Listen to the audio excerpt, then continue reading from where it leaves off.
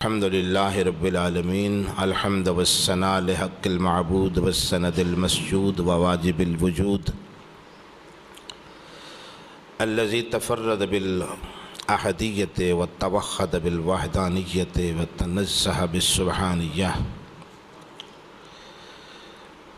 والصلاة والسلام على واقف مواقف الشهود سيدنا ونبينا أبي القاسم المصطفى محمد اللهم صل على محمد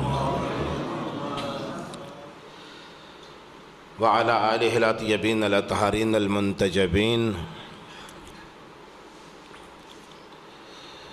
أما بعد فقد قال الله تبارك وتعالى في كتابه المجيد والفرقانه الحميد وهو أصدق القائلين وقوله الحق بسم الله الرحمن الرحيم إنا أعطيناك الكوثر فصل لربك وانحر إن شانئك هو الأبتر صلوات اللهم صل على محمد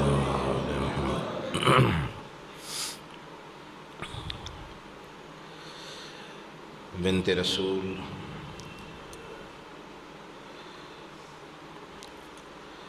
آیت اللہ العظمیٰ سیدہ فاطمۃ الزہراء سلام اللہ علیہا صلی اللہ علیہ وسلم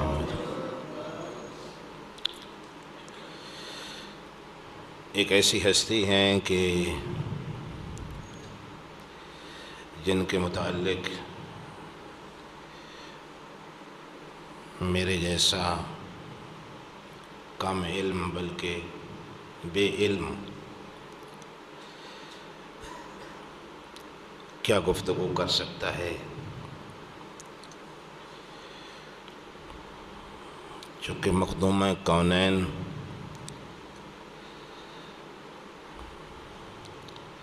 کمالات اور فضائل کے ایک بے کراں سمندر کا نام ہے۔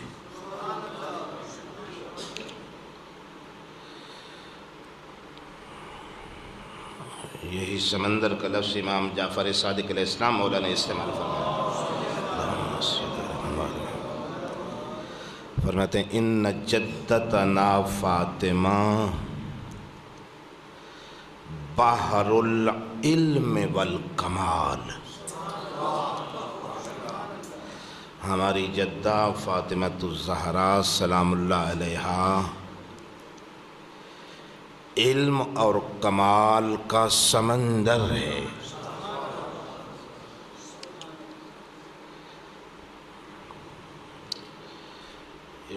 عام انسان نہیں کہہ رہا کہ جناب سیدہ علم کا سمندر ہیں، امام صادق فرما رہے ہیں۔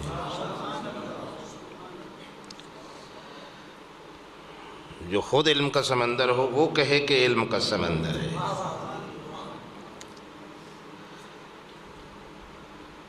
جو خود کمالات کی معراج پہ ہو وہ کہے کہ کمالات کا سمندر ہے۔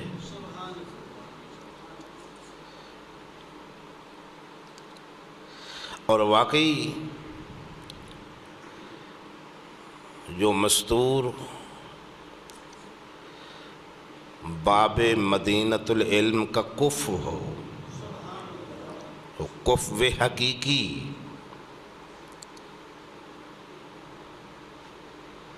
بلکہ خالق کائنات نے قرآن مجید میں جناب سیدہ کو سمندر فرمایا ہے۔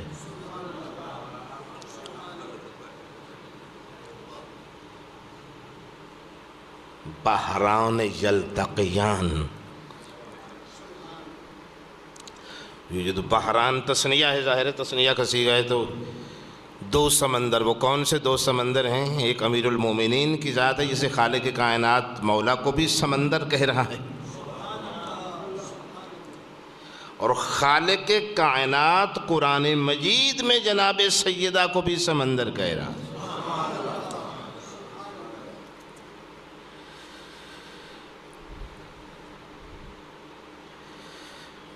خدا کی قسم اگر یہ مستور نہیں ہوتی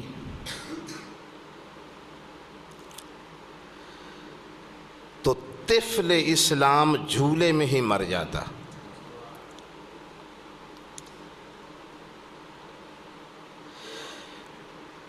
یہ وہ بی بی ہے جس نے دین اسلام کو اپنی چادر تطہیر کے سائے میں پروان چڑھایا۔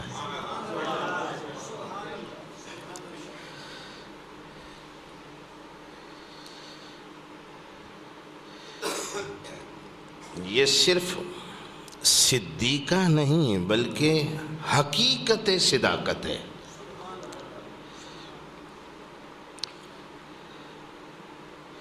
یہ مستور صرف عادلہ نہیں بلکہ آیت عدالت ہے۔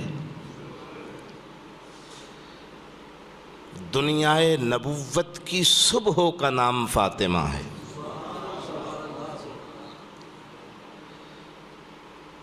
یا اس طرح کہوں کہ نبوت اور امامت کے حلقہ وصل کو بطول کہتے ہیں۔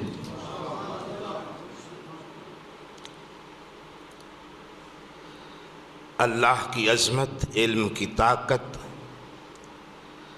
حق کی ہیبت، انسان کی کرامت اور عصمت کی جلالت اگر بیک وقت جمع ہو جائیں تو جو وجود بنتا ہے وہ فاطمہ ہے۔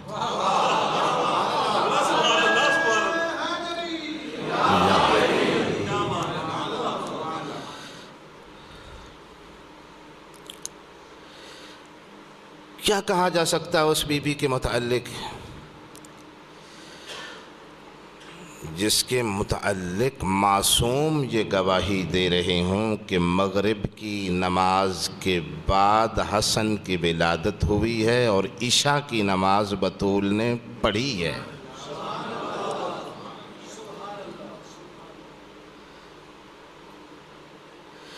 کیسے قیاس کیا جا سکتا ہے اس بی بی کو عام انسانوں پر؟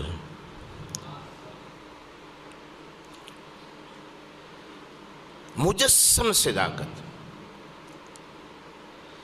جس کی صداقت کی گواہی خود نبی کریم صلی اللہ علیہ وآلہ وسلم نے ان ابنتی فاطمہ ہی صدیقۃ الکبریٰ،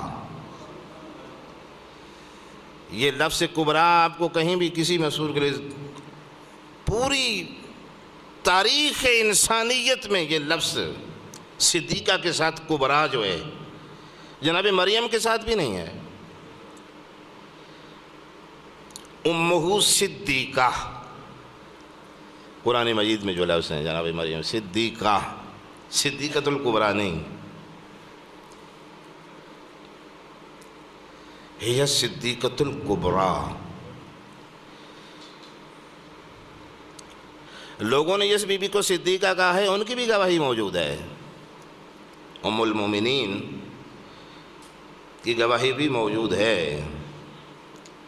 وہ کہتی ہیں ما رأیت احدا اصدق لہجۃ من فاطمہ بعد رسول اللہ صلی اللہ علیہ وآلہ وسلم۔ یہ ام المومنین گواہی دے رہی ہیں۔ وہ کہہ رہی ہیں کہ رسول اللہ کے بعد میں نے دنیا میں سیدہ فاطمہ الزہرا سے بڑھ کے سچا کسی کو نہیں پایا۔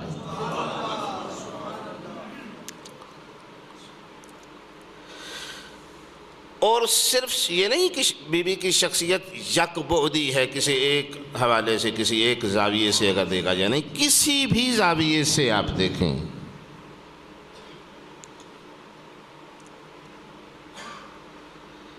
عظمت ہی عظمت ہے۔ مظہر رحمت الہی ہے، اس لیے رحیمہ ہے۔ اللہ کی منتخب کردہ ہے، اس لیے صفیہ ہے۔ حسبی و نسبی شرافت کی حامل ہے، اس لیے شریفہ ہے۔ عقلی و روحی کمال رکھتی ہے، اس لیے رشیدہ ہے۔ انسان فرشتہ خو ہے، اس لیے حورا ہے۔ عصمت کے بلند ترین مقام پر ہے، اس لیے معصومہ ہے۔ پاک دامنی کے درجہ آخر پہ ہے اس لیے عفیفہ ہے، انتہائی مہربان ہے اس لیے عطوفہ ہے، اور چونکہ اللہ اسے دوست رکھتا ہے اس لیے حبیبت اللہ ہے، اور چونکہ ولایت کلیہ کی مالک ہے اس لیے ولیت اللہ ہے، اور چونکہ صدف آفرینش کا موتی ہے اس لیے درۃ البیضاء ہے، اور چونکہ ہمسر علی ہے اس لیے کفو مرتضیٰ ہے، اور چونکہ جزو رسالت ہے اس لیے بضعت رسول اللہ ہے، اور چونکہ بحر حق نور بحر حق میں مستغرق ہے اس لیے عارفہ ہے، اور چونکہ تارک الدنیا ہے اس لیے زاہدہ ہے، اور چونکہ ہر شر اور بدی سے دور اور ہر خوبی اور نیکی اس کا سر چشمہ ہے اس لیے فاطمہ ہے۔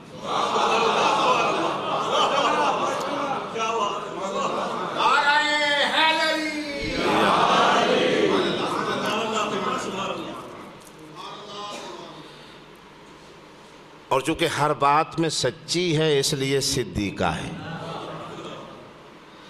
اور چونکہ فرشتوں سے ہم کلام ہوتی ہے اس لیے محدثہ ہے، اور چونکہ اس کا ہر فعل خوشنودی خدا کے لیے ہے اس لیے راضیہ ہے، اور چونکہ خالق کائنات اس سے خوش ہے اس لیے مرضیہ ہے، اور چونکہ اجمال رسالت کی تفصیل اس کی اولاد میں ظاہر ہوئی ہے۔ یہ میری بات آپ کی سمجھ میں آ رہی ہے نا؟ اجمال رسالت کی تفصیل اس کی اولاد میں یعنی ائمہ میں ظاہر ہوئی ہے، اس لیے میمونہ ہے، اور چونکہ عالم لاہوت و ناسوت و ملکوت میں اس بی بی کے وجود سے اجالا ہے اس لیے زہرا ہے۔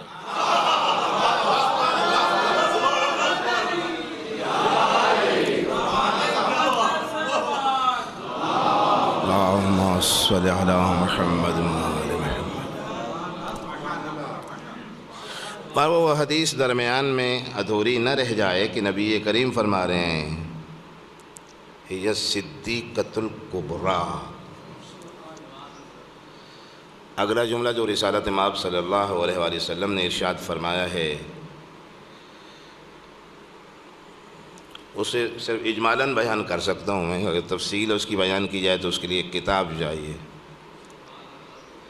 ہی صدیقۃ الکبریٰ وعلی معرفتہا دارت القرون الاولی۔ یہ علی معرفتہا، یہ نبی کریم کی حدیث ہے، سرور دو عالم کی حدیث ہے۔ لوگ تو تقابل کرتے رہتے ہیں بہرحال، حالانکہ انہوں نے ان کے بزرگ ترین علماء نے اپنی کتابوں میں سارے حقائق لکھے ہوئے ہیں۔ آلوسی کو اگر آپ دیکھ لیں، بلکہ صحیح بخاری میں حدیث موجود ہے، ابن تیمیہ اپنی طرف سے مستورات جو دنیا میں افضل ترین گزری ہیں ان کی تفصیل بیان کرتے ہوئے ایک ام المومنین کو اپنی طرف سے داخل کرتے ہوئے کہتے ہیں کہ جی فلاں بی بی جو ہے وہ رسول اللہ کی طرف اگر اسے نسبت دی جائے تو وہ زمانے کی افضل ترین مستور ہے، اور اگر امت کی طرف نسبت دی جائے تو فلاں ام المومنین افضل ترین مستور ہے۔ یہ فرمان رسول اللہ نہیں ہے، یہ فرمان ابن تیمیہ ہے۔ رسول اللہ کی زبان سے جو لفظ نکلے وہ بخاری شریف میں موجود ہیں کہ نبی نے وہاں فیصلہ ہی کر دیا ہے کہ کون سب سے زیادہ افضل مستور ہے۔ یہ بخاری شریف سے وہ حدیث اگر پڑھوں آپ کے سامنے، فاطمۃ سیدۃ النساء اہل الجنہ، یہاں بحث ختم ہو جاتی ہے۔ جی کون افضل ہے؟ جی فلاں افضل ہے جی۔ نبی فرما رہے ہیں کہ میری بیٹی فاطمہ جنت کی تمام عورتوں کی سردار ہے۔ اب مریم کو بھی آپ جناب سیدہ کے مقابل نہیں لا سکتے،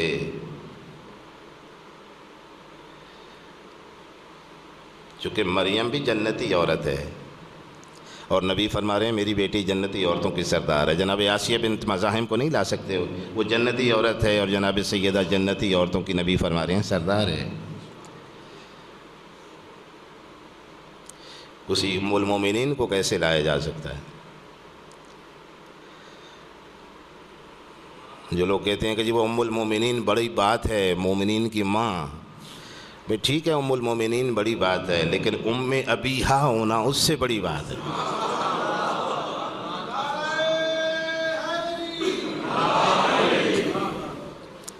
نبی کریم صلی اللہ علیہ وآلہ وسلم اگر بیٹی کے بارے کو جملہ فرمائیں گے تو یہ شفقت پیدری کے تقاضے نہیں ہیں کہ ایک باپ ہونے کے ناطے جذبات و احساسات کی رو میں بہہ کے پیغمبر ایسا کہے گا، نہیں، اس کی زبان وما ینطق عن الہوا ہے۔ نبی کریم صلی اللہ علیہ وآلہ وسلم پوری حیات طیبہ رسالت نبی کریم نے کسی انسان کے ہاتھ نہیں چومے سوائے بطول کے۔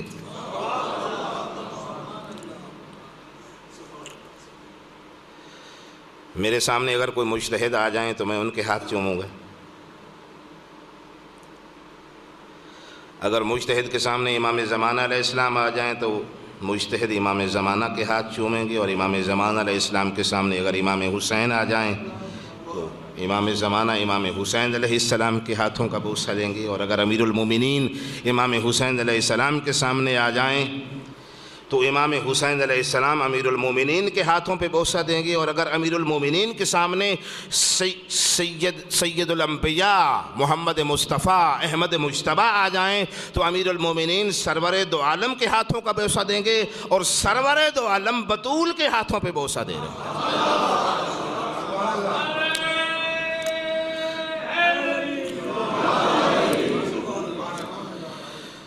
یعنی کل ما دخلت علیہ قام الیہا، قام لہا نہیں ہے، جب بھی بطول داخل ہوئی اپنے بابا کی بارگاہ میں، جب بھی آئی، قام لہا ہوتا تو پھر ترجمہ ہوتا کہ رسول اللہ اس کے لیے کھڑے ہو جاتے، لیکن قام الیہا اسے کہتے ہیں عربی میں تضمین، یہ تضمین ہے۔ قام الیہا، یہ قام الیہا کا ترجمہ بنتا ہے کہ رسول اللہ صرف کھڑے نہیں ہوتے بلکہ چند قدم آگے چل کے بطول کا احترام کرتے تھے۔ وَأَجْلَسَهَا فِي مَجْلِسِهِ، اور جہاں پیغمبر خود بیٹھا کرتے اسی مقام پہ بطول کو بٹھا کے خود دوسری جگہ پہ بیٹھتے۔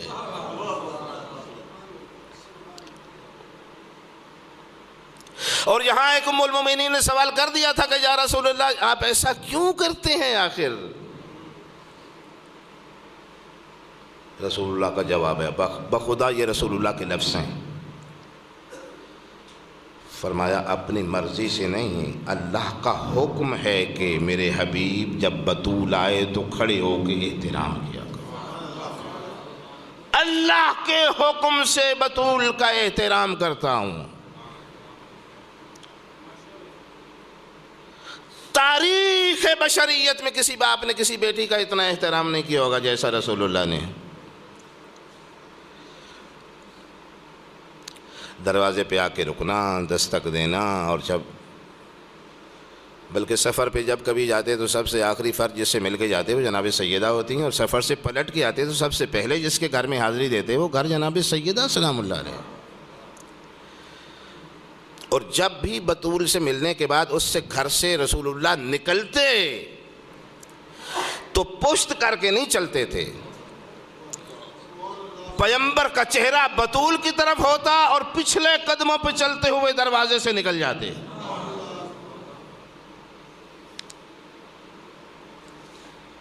اور ایک مرتبہ سوال کر دیا تھا جناب سلمان فارسی نے کہ یا رسول اللہ اگر اپنی بیٹیوں کے گھر سے اس انداز میں نکلنا اگر آپ کی سنت ہے تو ہم بھی اس طرح کیا کریں. فرمایا نہیں تم پہ واجب نہیں ہے، لیکن یہ بطول کا گھر ہے،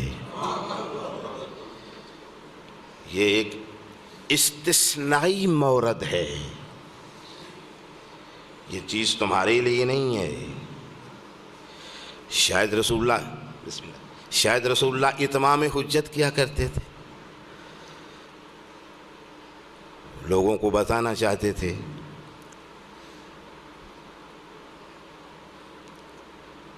کبھی آپ نے دیکھا کہ امیر المومنین کا ہاتھ تو غدیر میں پکڑ کے فرمایا من کنت مولا فعلی مولا.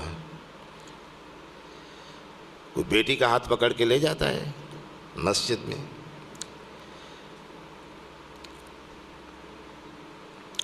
رسول اللہ ایک مرتبہ لے گئے تھے بیٹی کو، برقعے میں لے گئے تھے، چادر میں لے گئے تھے، حجاب میں لے گئے تھے، ہاتھ پکڑ کے لے گئے تھے. دن کے اجالے میں مسجد نبوی میں رسول اللہ بیٹی کو لے گئے تھے. بخدا یہ روایات موجود ہیں. اور فرمایا من عرفها فقد عرفها ومن لم يعرفها فإن ابنتی فاطمہ. جو اسے جانتا ہے جانتا ہے، جو نہیں جانتا وہ جان لے یہ میری بیٹی فاطمہ ہے. ان اللہ یغضب لغضب فاطمہ ویرضی لرضاها. یہ میری بیٹی فاطمہ الزہرا ہے، اللہ اس کے غضب سے غضبناک ہوتا ہے اور اللہ اس کی رضا سے راضی ہوتا ہے.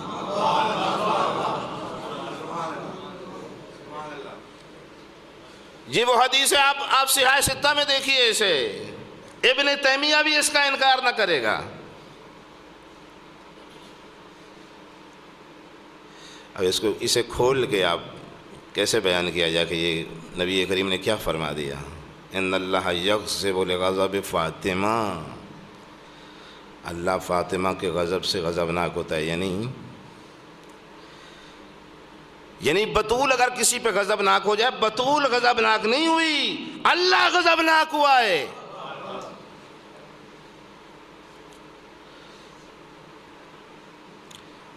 اللہ کسی پہ غضبناک ہونے میں خطا کر سکتا ہے؟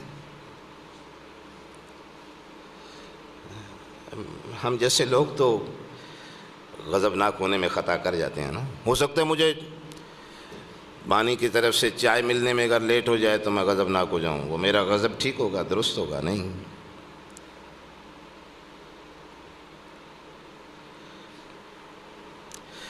یا میں کسی ایسے مقام پہ راضی ہو جاؤں جہاں راضی نہیں ہونا چاہیے،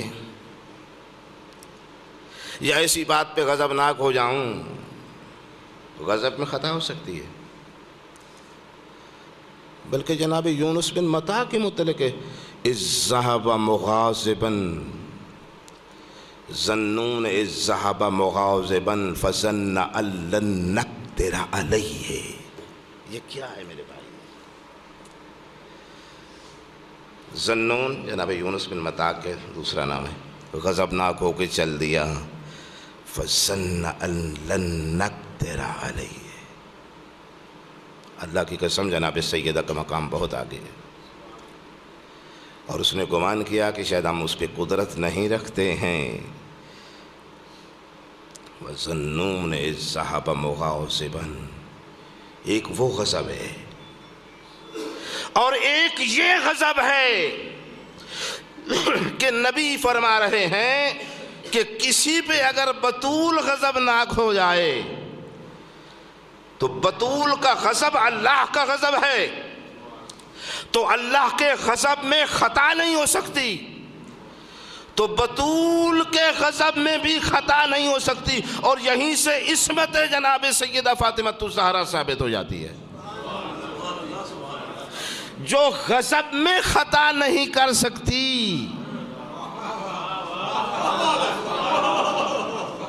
یہ مقام عصمت ہے. وَيَرْضَىٰ لِرِضَاهَا کیا ہے؟ اور اللہ اس سے راضی ہو جاتا ہے جس سے یہ راضی ہو جائے.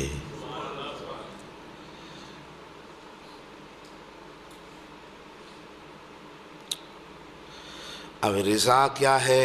اس رضا پہ الگ ایک بحث کی ضرورت ہے. شہید ثانی نے کتاب لکھی ہے المسکن الفؤاد علی فقد الاولاد، اس میں پورا باب رضا پہ انہوں نے دیا ہے. بہرحال میں یہاں بالاختصار اگر آپ کو سمجھانا چاہوں تو رضا کے 3 درجے ہیں، بالکل اجمالاً اگر سمجھانا چاہوں. نبی فرما رہے ہیں وَيَرْضَىٰ، آپ کی توجہ ہے میری طرف، وَيَرْضَىٰ لِرِضَاهَا، اور اللہ اس سے راضی ہوتا ہے جس سے بطول راضی ہو. اور اس رضا کے 3 درجے ہیں. پہلا درجہ یہ ہے کہ بندہ رب سے راضی ہو جائے، یہ پہلا درجہ ہے. عام طور پہ لوگ خدا سے بھی راضی نہیں ہوتے نا.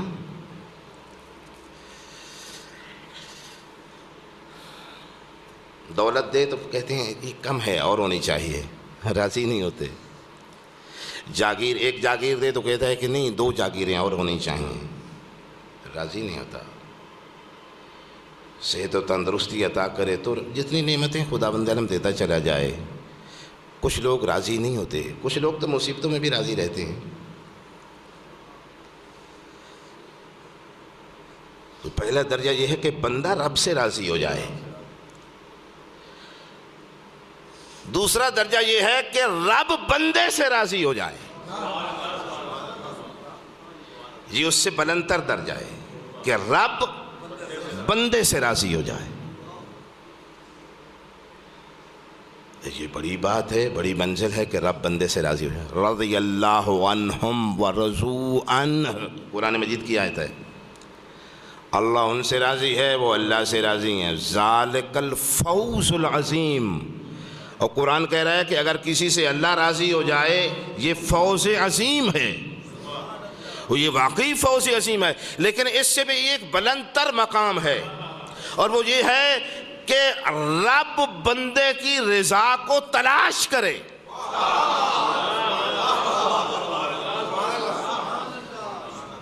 پہلا مقام یہ ہے. اللہم صلی علی محمد. پہلا مقام یہ ہے بندہ رب سے راضی ہو جائے. دوسرا مقام یہ ہے کہ رب بندے سے راضی ہو جائے. اور تیسری منزل یہ ہے کہ رب بندے کی رضا کو تلاش کرے. اور یہ وہ مقام ہے کہ آپ ہم سے شروع کریں والناس تک چلے جائیں. پورے قرآن مجید میں کائنات عالم میں صرف ایک ہستی ہے جس کی رضا کو خالق تلاش کر رہا ہے، اور وہ سورہ ضحیٰ کی آیت ہے وَلَسَوْفَ يُعْطِيكَ رَبُّكَ فَتَرْضَىٰ. حبیب ہم تجھے اتنا عطا کریں گے کہ تو راضی ہو جائے گا.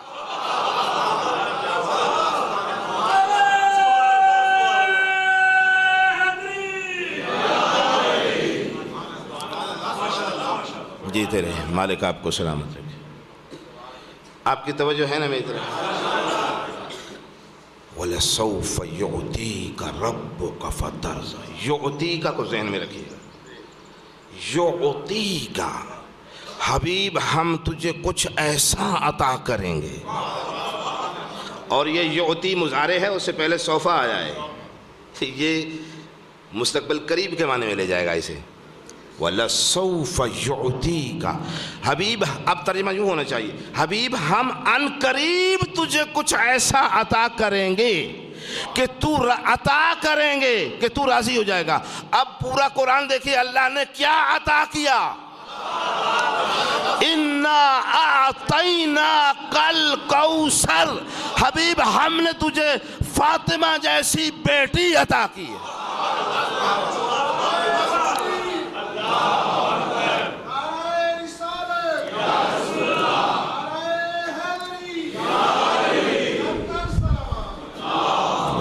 صلی اللہ محمد. مالک آپ کو سلام. یہ پورا سورہ برادران و عزیزان یہ جناب سیدہ کے لیے ہے. اور جو لفظیں اس سورہ میں استعمال ہوئی ہیں وہ آپ کو پورے قرآن مجید میں کہیں نہیں ملیں. یہ لفظ اعطینا پورے قرآن میں کہیں نہیں ہے، صرف اس سورے میں. الکوثر پورے قرآن میں کہیں نہیں ہے سوائے اس سورے میں. ونہر پورے قرآن میں کہیں نہیں ہے سوائے اس سورے میں. شان آقا پورے قرآن میں کہیں نہیں ہے سوائے اس سورے میں. لفظ ابتر پورے قرآن مجید میں کہیں نہیں ہے سوائے اس سورہ کے. اور یہ لفظ ابتر اس طرف بھی اشارہ کر رہا ہے کہ جو وجود ہم تجھے عطا کر رہے ہیں حبیب وہ مبارک ہے. تیرا دشمن ابتر ہو جائے گا لیکن جو وجود عطا کر رہے ہیں مبارک ہے.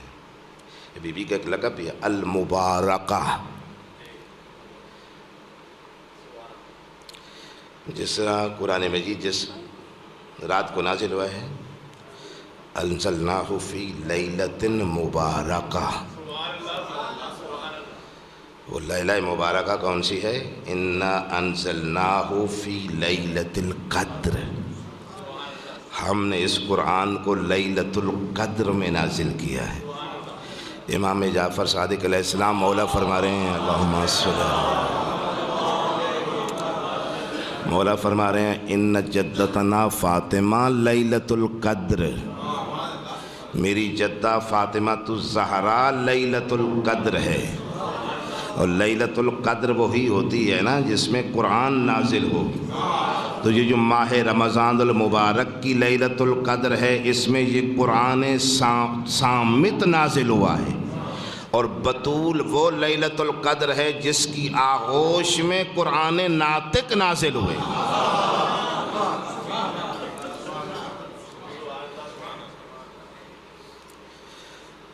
وَلَسَوْفَ يُعْطِيكَ رَبُّكَ فَتَرْضَىٰ. ہم تجھے عطا کریں گے، عطا کریں گے یعنی ہم تجھے حبیب ہم تجھے تحفہ دے رہے ہیں. وہ خالق کائنات کسی وجود کے بارے میں یہ کہ یہ تیرے لیے تحفہ ہے. ہم بھی ایک دوسرے کو تحفے دیتے رہتے ہیں نا. ہر تحفہ دینے والے کا تحفہ اس کی حیثیت کے مطابق ہوتا ہے. غدیری صاحب بیٹھے ہیں، اگر یہ مجھے تحفہ دیں وہ ان کی حیثیت کے مطابق ہوگا. میں پروفیسر صاحب کو تحفہ دوں وہ میری حیثیت کے مطابق ہوگا. اگر کوئی نواب صاحب کسی کو تحفہ دیں وہ اس کی حیثیت کے مطابق ہو. اگر کوئی ملک کا وزیر اعظم کسی کو تحفہ دے وہ اس کی حیثیت کے مطابق ہو. اگر کوئی بادشاہ کسی کو تحفہ دے وہ اس بادشاہ کی حیثیت کے مطابق ہوگا. اور اگر خالق کائنات کسی کو تحفہ دے تو وہ خالق کائنات کی حیثیت کے مطابق ہے.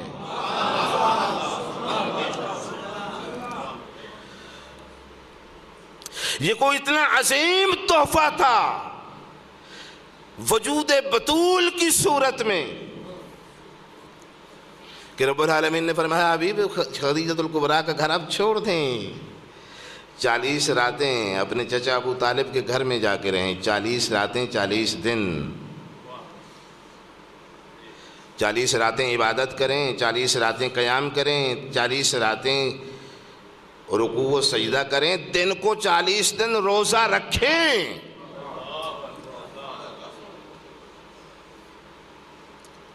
موسیٰ علیہ السلام نے بھی طور پہ 40 راتیں گزاری ہیں. وعدنا موسیٰ 30 لیلۃ واتممناها بعشر. 30 راتوں کا وعدہ موسیٰ سے ہوا تھا طور پہ گزاریے. اس کے بعد 10 راتیں اور جمع کی، 40 راتیں ہوئیں. اور 40 راتیں طور پہ موسیٰ گزاریں تو تورات ملتی ہے. 40 راتیں رسول عبادت کریں تو فاطمۃ الزہرا جیسا وجہ.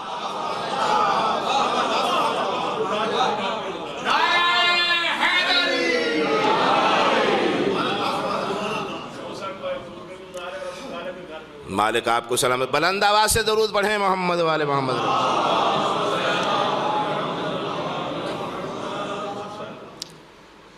بس زیادہ زحمت سماعت اب نہیں دیتا، مذاہب کے چند لفظ بھی کہنا ہے مجھے، لیکن وہ حدیث درمیان میں رکی ہوئی ہے آپ کے ذہن میں ہوگی، اسے تھوڑا سا مکمل کر لوں. وہ کون سی حدیث تھی؟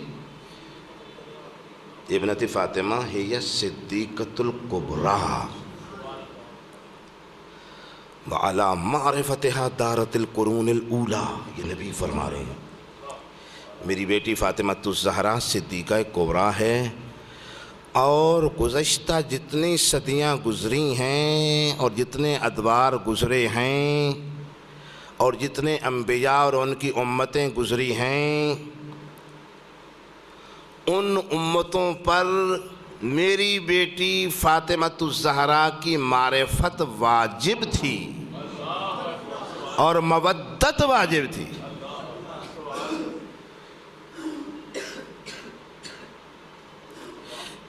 اس حدیث کی تفصیل میں علماء نے لکھا ہے ان جمیع الانبیاء امروا اممہم بعرفان مقامات الفاطمیہ.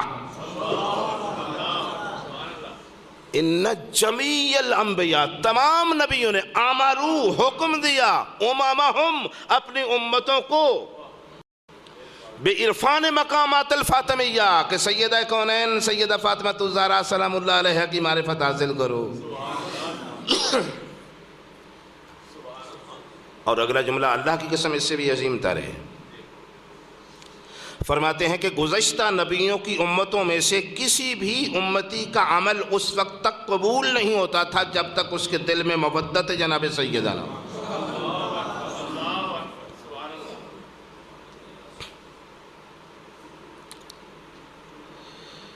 ہم آخری نبی کی امت ہیں، گزشتہ انبیاء کو کا اقرار نہ کریں تو ہم مسلمان رہ سکتے ہیں؟ ہم آخری نبی کی امت ہے. اگر جناب مریم کا انکار کر دیں مثلا دائرہ اسلام سے ہی ہم خارج ہو جائیں گے. جناب مریم کا قرآن کا انکار ہو جائے گا نا. جناب مریم کا انکار کر دیں دائرہ اسلام سے خارج ہو جاتے ہیں. تو یہ تو فخر مریم ہے. گزشتہ امتوں پر اس بی بی کی مودت واجب نہیں تھی. گزشتہ امتوں پر اس بی بی کی مودت واجب تھی. تو جب گزشتہ امتوں پہ مودت واجب ہے اور معرفت واجب تھی تو اس امت پہ نہیں ہے. اس امت پہ درجہ اولا ہوگی نا بھائی. لیکن اس امت نے جناب سیدہ کونین سلام اللہ علیہ کی کیا معرفت حاصل کی. تمام معصومین علیہ السلام نے اپنے اپنے دور میں سیدہ وہ وجود ہے انبیاء کا فخر ہے. ابراہیم علیہ السلام کا فخر ہے کہ بطول میری نسل سے ہے. اسماعیل کا فخر ہے کہ میری اصل کی فرع ہے. نوح علیہ السلام جس مستور پہ مباحات کریں وہ جناب سیدہ کونین سلام اللہ علیہ ہیں. اور تمام ائمہ امیر المومنین نے امیر شام کو جو خط لکھا وہ اس میں باقاعدہ ایک جملہ تھا. فرمایا امیر شام تو مجھ سے مقابلہ کرنا چاہتا ہے. انا زوج البطول التقیۃ النقیۃ الزکیہ. تجھے پتہ نہیں میں بطول کا شوہر ہوں.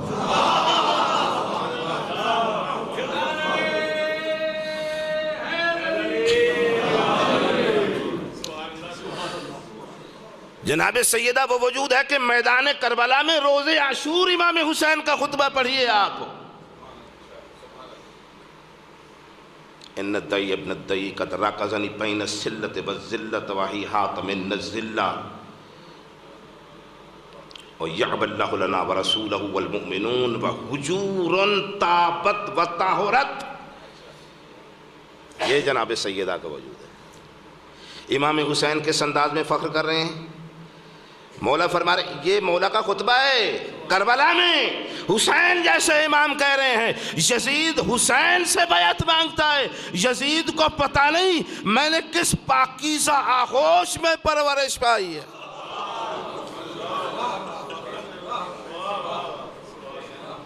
حجور طابت و طہرت.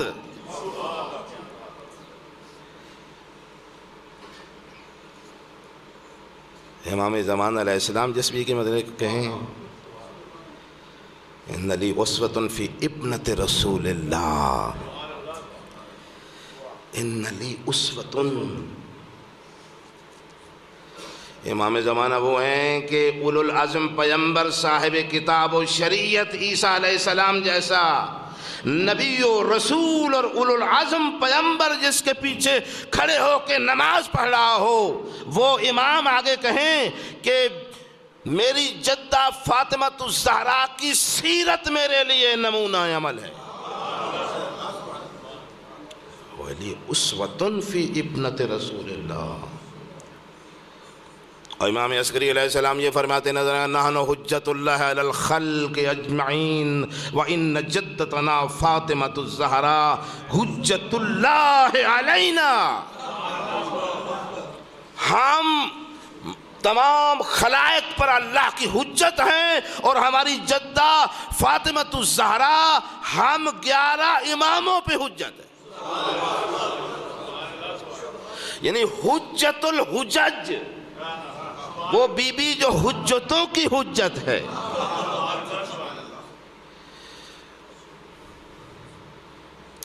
اور 6 مہینے تک پیغمبر صبح کی نماز پر جاتے ہوئے دروازہ بطول میں رک جائیں،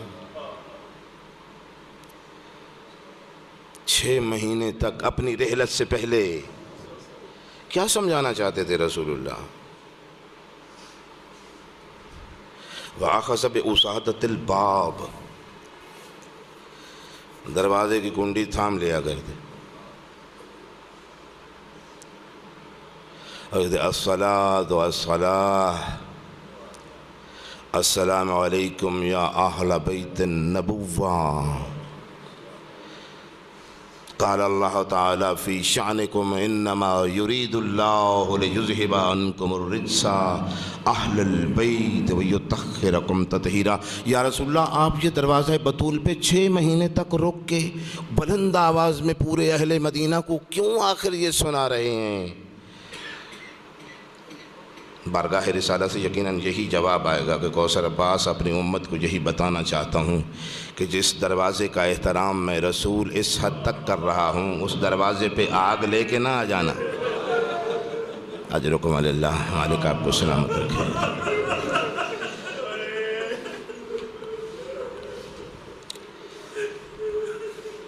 دعا مانگیے گا، جناب سیدہ کا ذکر ہوا ہے، جو بھی دعا کریں گے، چونکہ یہ معصوم کے لفظ ہیں کہ جو بھی دعا آپ کرتے ہیں کسی امام کو مدد کے لیے پکارتے ہیں، وہی امام تمہاری مدد کرتا ہے، لیکن امام فرما رہے ہیں جب ہماری جدہ فاطمۃ الزہرا کو بلاتے ہو تو پھر 12 امام لبیک کہتے ہیں۔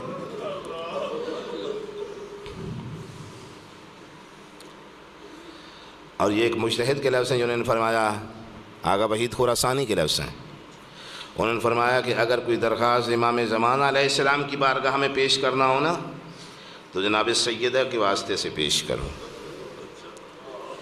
کیونکہ امام زمانہ کی بارگاہ سے وہ درخواست خالی واپس نہیں آتی۔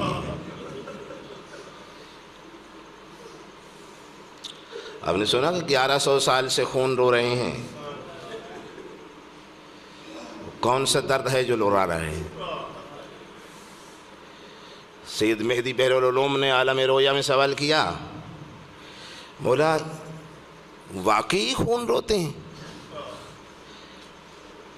فرمایا ہاں واقعی خون روتا ہوں۔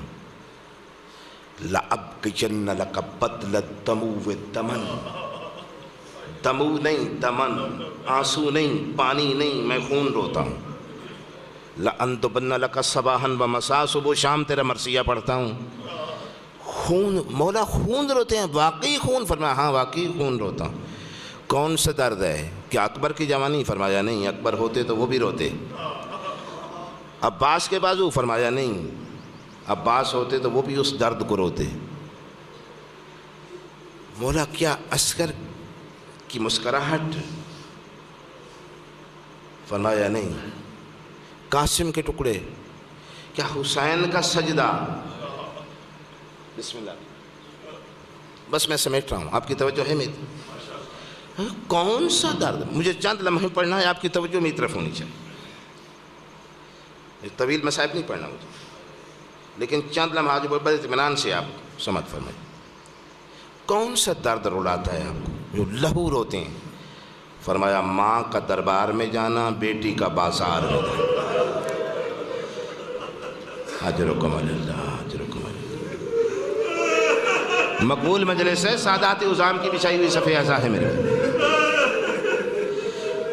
جس درد نے امیر المومنین کو سب سے زیادہ رلایا ہے، مظلوم ترین امام ہے علی۔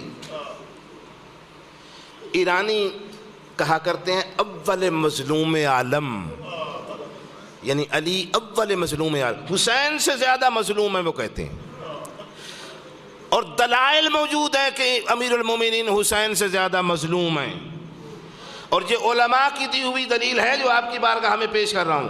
انہوں نے کہا کہ حسین کی آنکھوں کے سامنے خیموں کو آگ نہیں لگی، علی کی آنکھوں کے سامنے بطول کا دروازہ جلا جائے۔ اجرکم اللہ، اجرکم اللہ، مالک آپ کو سلامت رکھے۔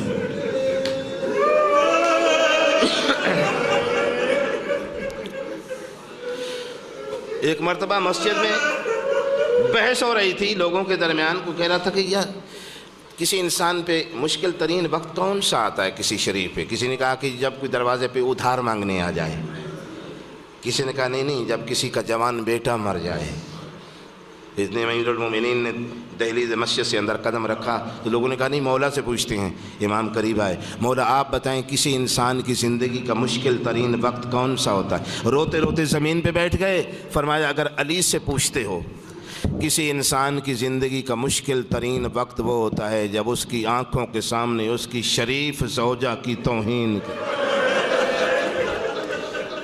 اجرکم اللہ، اجرکم اللہ، اجرکم اللہ، مالک آپ کو سلامت رکھے۔ میں نے جیسا کہ آپ سے وعدہ کیا تھا تو مجھے تفصیلی مسائل نہیں پڑھنا، میں اپنے محترم آغا صاحب قبلہ کو زیادہ زحمت نہیں دینا چاہتا، یہ 2 لفظ میں کہوں گا۔ بعض علماء نے جو لکھا ہے وہ کہتے ہیں کہ ایک دن رسول کی رحلت ہوئی ہے، دوسرے دن بطول کا دروازہ جلا جائے۔ 240 کے قریب آئے تھے دروازے پہ، اور اندر سے جناب سیدہ گئیں۔ جب بی بی کی آواز سنی 200 بھاگ گئے، 40 کے قریب دروازے پہ کھڑے رہے، اور ان میں سے جو سب سے آگے تھا اس نے سوال کیا، بی بی آپ جو دروازے پہ آئی ہیں گھر میں کیا کوئی مرد نہیں تھا؟ اور یہ بڑا عجیب سوال ہے، اور مجھے آپ سوچ کے بتائیے گا کیا گھر میں مرد نہیں تھے؟ امیر المومنین گھر میں تھے، جناب عباس گھر میں تھے، جناب عبداللہ ابن عباس گھر میں تھے،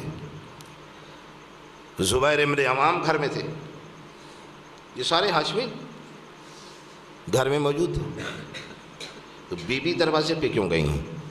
کبھی آپ نے سوچا؟ تو عام گھر، ہمارے گھروں میں ایسا نہیں ہوتا کہ گھر میں مرد موجود ہو، کوئی دروازے کی کنڈی کھٹکھٹائے اور دروازے پہ مستور جائے، ہم مستور کو بھیجیں، ہم ایسا نہیں کرتے۔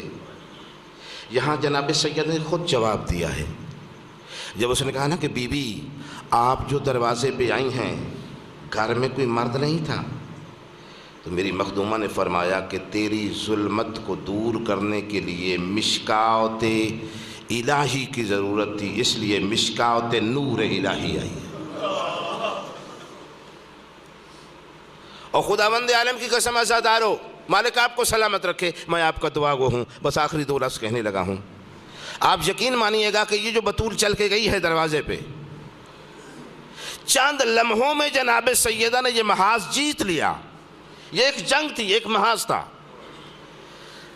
ولایت علی کو قیامت تک ثابت کرنے کے لیے اور قیامت تک کے لیے زندہ کرنے کے لیے بطول دروازے پہ گئی تھی، اور یہ محاذ بطول نے جیت لیا، یہ جنگ بطول نے جیت لی۔ لیکن عزادارو بطول کو مشکل بڑی پیش آئی، آپ میرا اشارہ سمجھ گئے ہوں گے۔ مشکل اتنی پیش آئی کہ جب دروازے سے پلٹ کے آئی تو پھر بستر پر اپنی مرضی سے کروٹ نہیں بدل سکتی تھی۔ عزاداروں کا مجمع ہے، سوچ سوچ کے رس کہہ رہا ہوں۔ جناب سیدہ سلام اللہ علیہ کے مصائب آج تک جو کتابوں میں لکھے ہوئے ہیں قبلہ و کعبہ موجود ہیں وہ ممبر پہ نہیں پڑھے، صرف اشارتاً بیان کیا کرتا ہوں، اور آج بھی اشارتاً گزر جاؤں گا، اور یہی آخری میرے 2 جملے ہوں گے اور میں ممبر چھوڑ دوں گا۔ نہ ہاتھ سے تسبیح پڑھ سکتی تھی، کچھ ایسی زخمی ہوئی۔ میں نے بعض کتابوں میں پڑھا کہ جناب سیدہ کے بستر سے نبی کی قبر 17 قدم کا فاصلہ تھا، چل کے نہیں جا سکی، جانا چاہتی تھی۔ جناب فضہ سے کہا فضہ مجھے پکڑو، میں بابا کی قبر تک جانا چاہتی ہوں۔ 17 قدم کے فاصلے میں 3 مرتبہ زمین پہ بیٹھی، 3 مرتبہ کھڑی ہوئی عزادارو۔ اب مجھے نہیں پتا آخر ایسا کون سا ظلم ہوا اس دروازے پہ۔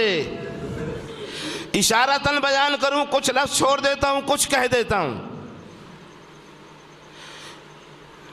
اس نے ایک خط لکھا تھا امیر شام کو، اور اس خط میں اس نے ایک جملہ لکھا تھا، کہا کہ جب بطول کے رونے کی میں نے آواز سنی دیوار اور دروازے کے درمیان میں، تو کہتا ہے مجھے رحم تو بڑا آیا، لیکن پھر مجھے بغض علی نے مجبور کیا، اس لیے میں نے دروازے کو ٹھوکر ماری۔ اب دروازے کو ٹھوکر مارنے کے بعد کیا ہوا عزادارو؟ وہ تو لفظ نہیں کہہ سکتا، جناب سیدہ کا ایک جملہ کہہ دیتا ہوں۔ فرمایا یا فضۃ خذونی قد قتل ما فی احشائی، فضہ جلدی سے آ میرا محسن شہید ہو گیا ہے۔ آنکھیں بند تھی، ایک مرتبہ بے ہوش ہوئی، تھوڑی دیر کے بعد آنکھیں کھولیں، کہا فضہ علی کہاں ہیں؟ کہا بی بی مولا کو لے گئے۔ کہا علی کو لے گئے؟ ہاں بی بی۔ بہت سے 3-4 جملے تھے، یہاں میں نے چھوڑ دیے۔ آپ کا دل نرم ہے، نوجوان بھی تشریف فرمائیں، ایسا نہ ہو کہ نوجوان کوئی اپنا سر پھاڑ لے۔ بہت سخت مصائب ہیں جناب سیدہ سلام اللہ علیہ کے، سارے چھوڑ کے 2 اشارے کرتا ہوں۔ فضہ لے گئے علی کو؟ ہاں بی بی لے گئے۔ کہا فضہ دوڑ کے جا میرے حجرے میں، وہ کونے میں جو صندوق رکھا ہے اس کا ڈھکنا اٹھا، اس کے اندر اس صندوق کے کونے میں میرے بابا رسول اللہ کی دستار رکھی ہے، وہ دستار اٹھا کے لے آ۔ بابا کی دستار دونوں ہاتھوں بھی اٹھا کے قبر رسول پہ کھڑے ہو کے بد دعا کرتی ہوں، میں دیکھتی ہوں مدینہ کیسے سلامت رہتا ہے۔ عزادارو یہ لفظ کہنا تھے، امیر المومنین نے کہا سلمان دوڑ کے جا، رسول کی بیٹی سے کہے تجھے اپنی عصمت کا واسطہ بد دعا نہ کرنا۔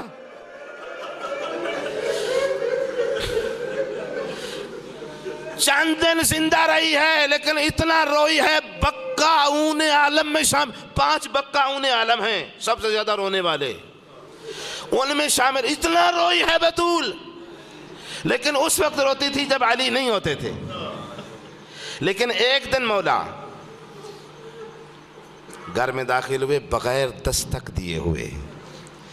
ویسے تو امام کی دستک پہچانتی تھی بطول، جب بھی دستک دیتے آنسو صاف کر لیتی، علی آ رہے ہیں، لیکن اس دن اتفاقاً یا جان بوجھ کے امیر کائنات نے دستک نہیں دی۔ گھر میں داخل ہوئے، میں آخری لفظ کہہ رہا ہوں، بطول رو رہی تھی، بستر کے قریب آئے، جناب سیدہ کو روتے دیکھا، علی نے رونا شروع کیا۔ امیر المومنین اتنا رو رہے تھے کہ آنسو ریش اقدس سے گزر کے سینے پہ جاری ہو گئے، اور جناب سیدہ اٹھیں، امیر المومنین کے سینے پہ جو آنسو جاری ہو گئے تو ریش پر اپنے لرزتے ہاتھ سے بطول نے علی کے آنسو لیے، اپنے ہاتھ پہ لیے، ہتھیلی پہ، اور اپنے پہلو پہ ملنا شروع کیے۔ کہا بطول یہ کیا کر رہی ہے؟ کہا یا علی میں نے اپنے بابا رسول اللہ سے سنا تھا مظلوم کے آنسوؤں میں شفا ہوتی۔